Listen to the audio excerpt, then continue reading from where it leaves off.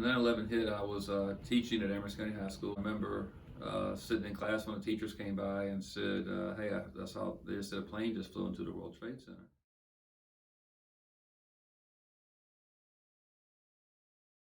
So we went up to the teachers' lounge. You could just see everybody. Everybody was waiting on everybody, and they knew, they could tell it was weighing on me, and you could just look, the emotions were kind of raw that day as it happened. September 11th, 2001, I was at the University of South Florida in Tampa. I was in a PE class, a weight training class. So I was in the gym there and working out, and on the TVs inside the gym, you could see the planes hit the towers. The world changed an instant. This is big.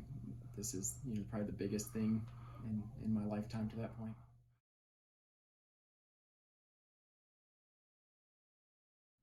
The slogan with it all the time is never forget. And those of us that lived through it, especially at an age where we can remember, we won't forget that. But the challenge is making sure that our kids and then just younger generations to follow understand the magnitude of that moment. I mean, it was significant. It was huge. And I happened to be in the Washington, D.C. Army National Guard as a flight medic, and I got called and alerted and went straight to the Pentagon and worked there for about 3 weeks in the response and recovery phase of that mission.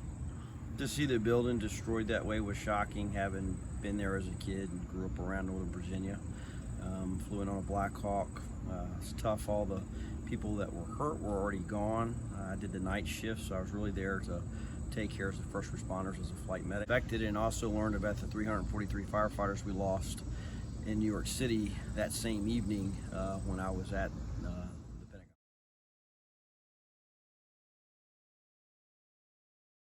Selfless service, dedicated people that just want to help others and had no idea they were taking their last step. You have to know your history. I think it's important for people to realize what actually happened, why it happened, how it happened, what the response was. How did that event, or those events of that day, impact our lives still to today, 20 years later, in our security and things like that. So it's important to understand that. It's important to realize the sacrifice made by fire, EMS, law enforcement, all those things. The main thing to understand is the historical implications of it on our country, the sacrifices that it caused, that we all had to go through, and how we've been able to rebuild from that and move forward.